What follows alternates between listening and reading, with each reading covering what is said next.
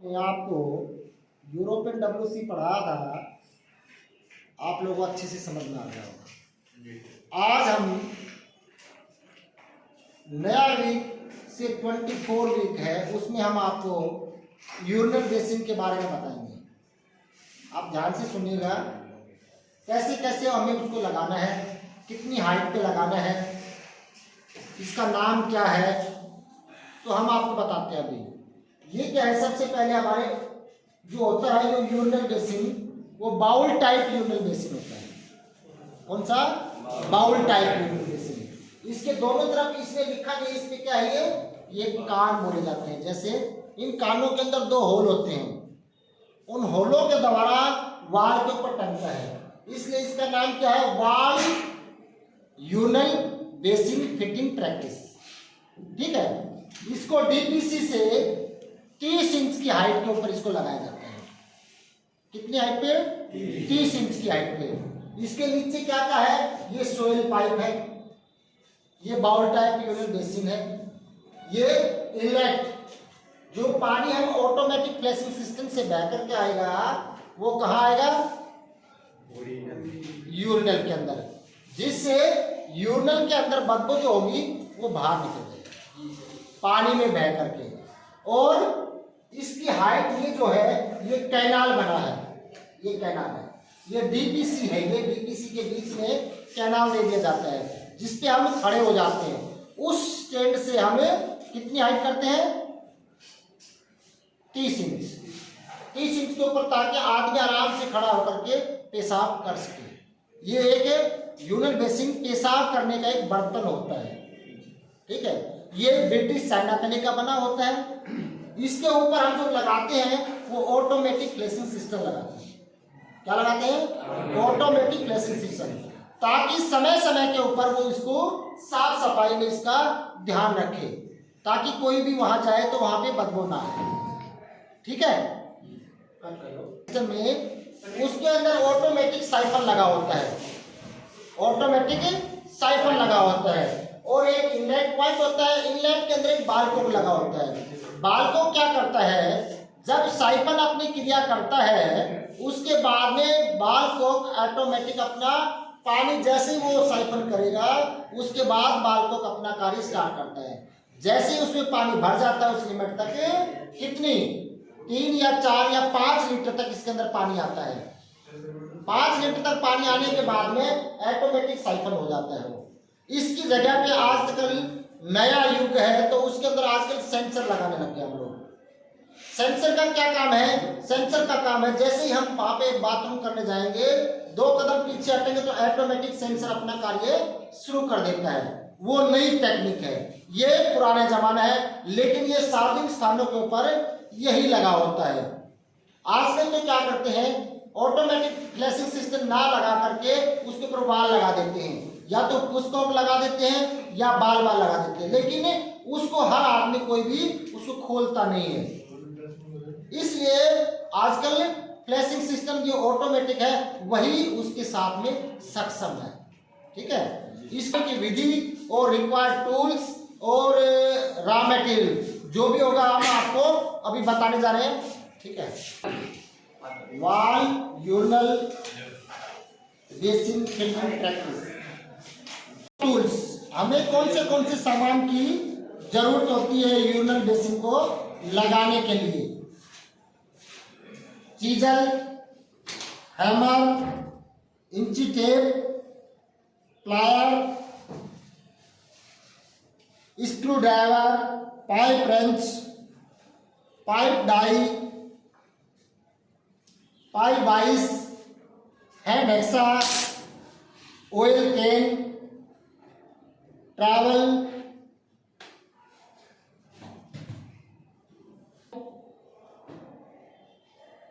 Automatic flushing system. उसके बाद आता है रिक्वायर्ड रॉ मटेरियल, कच्चा सामान जिसकी हमें फिटिंग करनी होती है। देखिए, सबसे पहले wall type urinal basin, soil based pipe, GI pipe, automatic flushing system,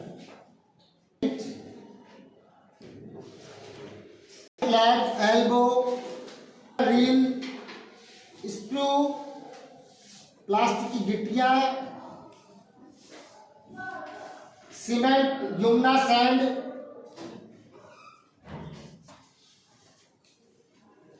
hand hacksaw blade, PVC connection, angle wall, hook इत्यादि।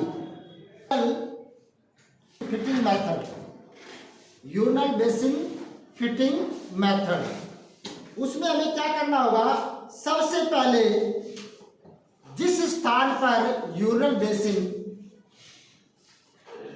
फिट करनी है उस स्थान का निरीक्षण करेंगे। करने के बाद फिर उसी के अनुसार कार्य शुरू करते हुए केवल से 5.5 फीट की हाइट पर निशान लगा करके ऑटोमेटिक फ्लैशिंग सिस्टम फिट कर देना चाहिए। डीपीसी से 30 इंच की हाइट पर निशान लगाकर यूरिनल बेसिन के अनुसार गिट्टियां फिट कर देनी चाहिए। उसके बाद क्या करना है, स्क्रू द्वारा यूरिनल बेसिन को फिट कर देना चाहिए तथा सोयल वेस्ट पाइप जोड़कर, सोयल वेस्ट पाइप कौन सा होता है, जिसमें हम यूरिनल करेंगे और उसके अंदर जो पानी बहेगा उसे हम सोयल वेस्ट पानी बोलते हैं, जिसके द्वारा वो पाइप के अंदर से जाएगा सोयल पाइप, गंदा पानी यूरिनल का, उसे सोयल पाइप बोला जाता है। ठीक है, इसे ओपन चैनल में छोड़ दिया जाता है। जैसे ओपन चैनल क्या होता है कि पाइप के द्वारा ना छोड़ के ऐसे नाली बना दी जाती है सीधी, जैसे इसमें बनाई हमने, इसमें पानी आएगा ऐसे, तो ये पानी इधर से सीधा बाहर निकल जाएगा। ठीक है, ये ओपन चैनल बोला जाता है। नजदीकी गली ट्रैप से जोड़ देंगे, इसको से जोड़ देना चाहिए। गली ट्रैप में जाकर के मैन होल में जाएगा, मैन होल से सीवर में अपने आप आगे बहता रहेगा। और सिस्टम के आउटलेट कनेक्शन को यूरिनल बेसिन से जोड़ देना है ताकि ऑटोमेटिक फ्लैशिंग सिस्टम अपने आप यूरिनल बेसिन को क्या कर सके, साफ कर सके, ताकि हमें उसकी स्मेल ना आए। कितनी हाइट पे, 5.5 फीट की हाइट पे। ठीक है ना। सिस्टम के इनलेट को पीवी कनेक्शन द्वारा स्टोरेज टैंक से जोड़ देना चाहिए। जहां पे हमारे छत के ऊपर जो स्टोरेज टैंक रखा होता है उसको किससे जोड़ना है, अपने सिस्टम के इनलेट को जोड़ देना है। किससे, पीवीसी कनेक्शन के द्वारा एंगल वाल लगा करके उसको उससे जोड़ देंगे। उसके बाद क्या करेंगे, आउटलेट पाइपलाइन से जोड़ देना है इसको। जैसे हमने ये जोड़ दिया आउटलेट, ये इसमें, ये इसके अंदर आउटलेट है, ये इसका इनलेट है। ठीक है, ये इसमें से पानी बहेगा तो यहाँ पे आता रहेगा। ठीक है ना, समझ में आया। स्थितियों को देखते हुए सभी आवश्यक फिटिंग हमें पूरी कर देनी चाहिए।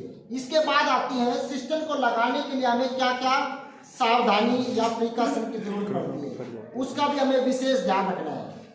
क्या है, सबसे पहले हमें सभी सामान लगाने से पहले क्या करना है, अच्छे से चेक करना है।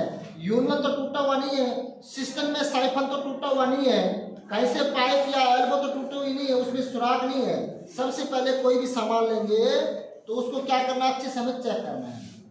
पहली सावधानी हमें ये रखनी है। दूसरी सावधानी क्या है, हमें सिस्टम व यूरिनल बेसिन का सेंटर एक ही रखना चाहिए। क्योंकि कभी सिस्टम आप सोचो यहाँ जगह नहीं है तो इसको लेफ्ट राइट कर दो, नहीं, सिस्टम तभी अच्छी लगेगी जहां पे हमने यूरिनल लगाया है उसके ऊपर ही सिस्टम लगेगी 5.5 फीट की हाइट में। अगर 2 है तो दोनों के सेंटर के अंदर, जैसे हमने 2 यूरिनल लगाया उसके सेंटर में हमने क्या लगा दिया, सिस्टम लगा दिया है। ठीक है। नंबर 3, हमें दोनों ब्रैकेट की हाइट व लेवल एक समान रखना चाहिए। जो सिस्टम को रखने के लिए हम ब्रैकेट का प्रयोग करते हैं उन दोनों की 5.5 फीट के ऊपर हाइट पे ब्रैकेट एक समान काटना है ताकि उसके ऊपर आराम से हमें रख सके सिस्टम को। अगर कोई भी दिक्कत आती है तो उसको उतार के दोबारा से ठीक करके वापस लगा सके। ठीक है। नंबर 4, हमें यूरिनल बेसिन और दीवार के बीच में बचे फासले को सीमेंट मोटर द्वारा अच्छे से भर देना चाहिए, उसकी फिनिशिंग कर देना चाहिए। ठीक है। आप लोगों को यूरिनल बेसिन के बारे में पूरी जानकारी हमने बताई, आप लोगों को समझ में आ गया होगा। Okay, thank you. Yes sir.